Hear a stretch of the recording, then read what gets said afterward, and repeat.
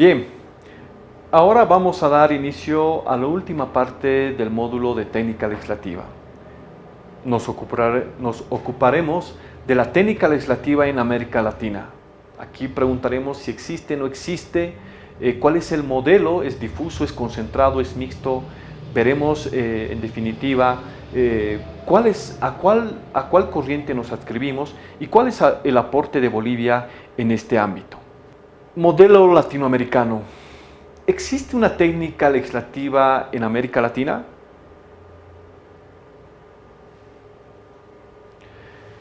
Vamos a revisar para responder estas preguntas algunos antecedentes en Bolivia, cómo está en Perú, cómo se configura también en Chile y finalmente en México. En el caso de Bolivia tenemos un trabajo muy importante, pero desde un plano normativo.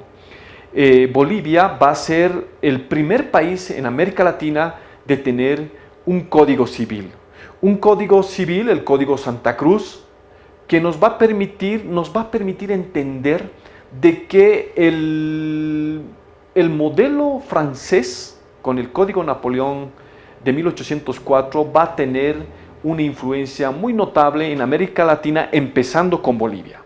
Bolivia va a dar a la región de un código civil ordenado metódicamente, con un lenguaje normativo, con una técnica legislativa importante para que luego los otros países de la región puedan hacer construcción normativa. Sin embargo, y aquí es bueno hacer una aclaración, no existen documentos de técnica legislativa que nos permiten afirmar categóricamente que Bolivia sí tuvo una fuente doctrinaria, es decir, que ha elucubrado los pensadores bolivianos del momento un documento de técnica legislativa, o al menos, como en el mundo germánico, una lista de criterios para una adecuada redacción normativa. En el caso del Perú va a ser similar, porque recientemente, ya en el año 2003, bajo el trabajo pionero del congresista Falconi, se va a construir un manual de técnica legislativa y de redacción legislativa. Es bueno también decir que en el caso peruano se va a erigir un grupo de asesores parlamentarios, que algunos tuve la suerte de conocer, que van a dedicarse al estudio de la técnica legislativa y van a permitir consolidar un manual de técnica legislativa y redacción normativa que desde mi punto de vista en la región va a ser el más completo. En el caso de Chile, al igual que del Perú, va a ser este tipo de trabajos va a estar a la cabeza de la Asociación Chilena de Estudios Parlamentarios, que va a permitir esta vez dar pautas, va a permitir dar un soporte técnico al Parlamento chileno. México va a ser uno de los países que va a aportar con varios documentos de varios especialistas. Una de las más importantes, la profesora Escudero, que va a permitir dar una bibliografía completa y amplia en lo que es la técnica legislativa. Aquí retomo al principio, Bolivia. El año 2013, en la Cámara de Senadores, fundamos la Asociación Boliviana de Estudios Parlamentarios y Legislativos, que luego de una charla, de un análisis de los asesores parlamentarios, el doctor Mario Boada, el doctor Efraín Ibáñez, el doctor Marco Morales y otros asesores antiguos del Parlamento, vamos a constituir una Asociación Boliviana de Estudios Parlamentarios y Legislativos, del cual soy su presidente, que vamos a aglutinar tanto documentos académicos de América Latina como del mundo europeo, y que nos va a servir de fuente para poder estructurar trabajos más técnicos, más solventes en la Asamblea Legislativa Plurinacional. También quiero rescatar lo que se hizo en Bolivia el año 99 con un decreto de abril de ese año. En el gobierno de Banzer se aprobó mediante decreto el manual de técnica legislativa. Pero una precisión en este manual. Este manual estaba pensado para hacer trabajos en el plano del órgano ejecutivo y no así de la Asamblea Legislativa.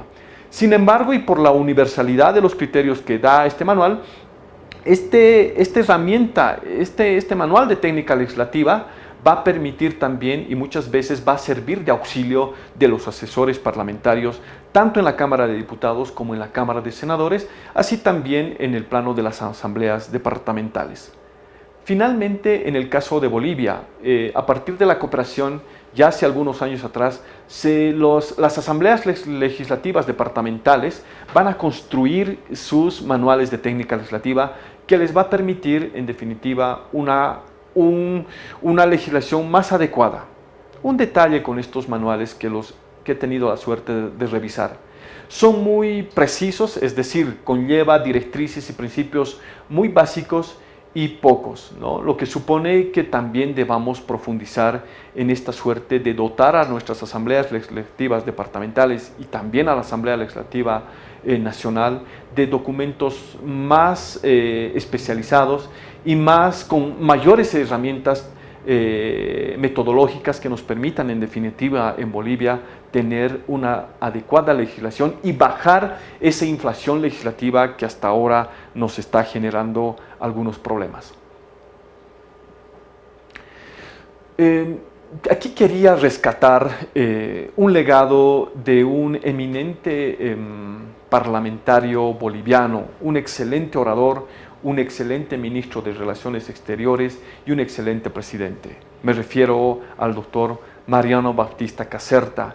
Él en sus elucubraciones decía que el parlamentario, informándose, le vigila, es decir, al órgano ejecutivo, censurándole, le corrige y acusándole, le reprime. Yo añadía a esto, legislando bien, construye justicia y paz social.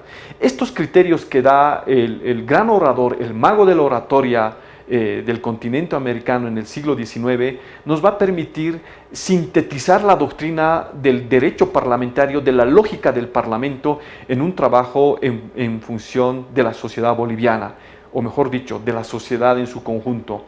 En este pensamiento de Mariano Baptista Caserta se va a sintetizar el rol del Parlamento. Informándose, se refiere a las peticiones de informe escrito, a las interpelaciones. También le vigila a través de las peticiones de informe escrito, de las interpelaciones. Censurando a través de las interpelaciones, le va a corregir, acusándole, poniendo en evidencia actos de corrupción de los otros órganos de poder, le va a reprimir. Y legislando bien, que ahí aportamos desde la Asociación Boliviana de Estudios Parlamentarios y Legislativos en el plano boliviano, se va a construir justicia y paz social. Finalmente, quiero sintetizar y dar respuesta a que si existe en América Latina un modelo como lo es en el caso anglosajón y alemán.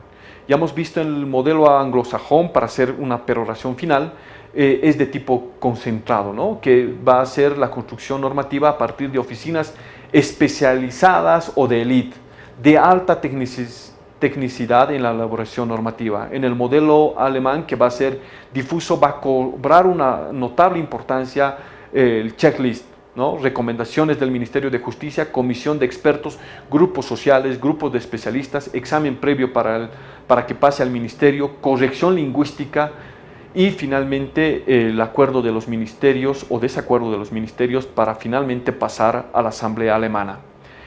El modelo latinoamericano, a partir del estudio del modelo concentrado y difuso, va a ser identificado con un modelo difuso con un alto predominio de régimen presidencialista, régimen autonómico con facultades legislativas, revisión del Ejecutivo y Legislativo sin cuerpos especializados, y esa es nuestra gran debilidad en el caso boliviano, sin cuerpos especializados en técnica legislativa, ausencia de una política legislativa. Es decir, para llegar a un modelo ya sea concentrado o difuso, debe partir desde una política legislativa que te permita todo un diseño de la construcción legislativa, desde un plano económico, pasando por un plano administrativo y llegando a un plano de pertinencia de la legislación. Latinoamérica no ha logrado construir un modelo propio. Yo diría que en algunos, teniendo ya en cuenta el precedente de estos modelos, tanto el anglosajón como el alemán, podemos concluir por las características que se construye legislación en el país y en los otros países de la región, que Latinoamérica tiene un modelo difuso. Y en la redacción legislativa, en la técnica ya para la redacción, va a tener más influencia de España a partir del grupo Gretel, que va a ser erigido en la década de los 80. Para terminar con los aportes que ha hecho Bolivia, o mejor dicho, en los cuales forma parte Bolivia, quise presentarles un panorama general de Bolivia en los organismos interparlamentarios.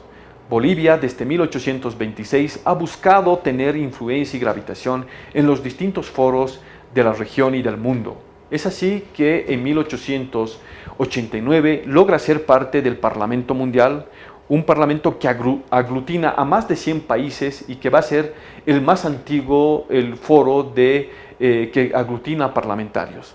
Después, en 1964, va a ser parte del Parlamento Latinoamericano y luego en un parlamento muy importante para nosotros por el proceso de integración que tuvo América del Sur, me refiero al proceso de integración andino, el cual nos va a permitir ser parte del Parlamento andino, que ya desde 1979 vamos a ser parte. Posteriormente, el Parlamento Indígena de América, que a partir de 1987 Bolivia va a ser miembro pleno de este organismo interparlamentario internacional. Luego, con el Perú, el Parlamento Amazónico, después de la firma de un tratado en 1989, se va a constituir el Parlamento Amazónico.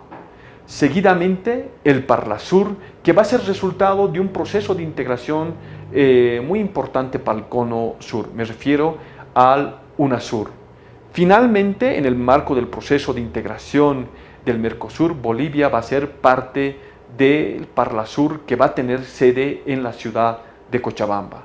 Con esto quería sintetizar el aporte que tuvo Bolivia en el ámbito de su actividad parlamentaria y fundamentalmente en el ámbito de la técnica legislativa, que hoy en día va a ser pieza importante para la construcción más democrática de las leyes. También nos va a permitir racionalizar el poder en términos técnicos y dar parámetros de derecho, o mejor dicho, parámetros normativos al derecho. Quiero terminar con una reflexión final, ya que todos ustedes les interesa el ámbito de la construcción legislativa y por lo tanto va a importarles lo que es los parlamentos.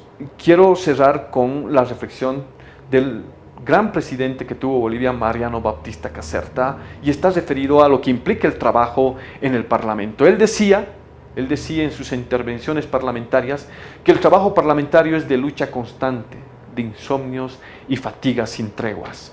Eso supone la representación política en el Parlamento, eso supone la redacción normativa también a los asesores parlamentarios que elaboramos en estos importantísimos lugares, espacios de representación popular. Finalmente, y una de las pautas que nos dio el gran maestro y no podría ser ausente en este módulo, es lo que dijo Jesús. Él decía, en esto se resume la ley: ama a Dios sobre todas las cosas y ama a tu prójimo como a ti mismo. Con estas reflexiones finales desde el plano boliviano y tomando las palabras del maestro, quiero terminar este módulo que estaba referido a la técnica legislativa comparada. Muchas gracias.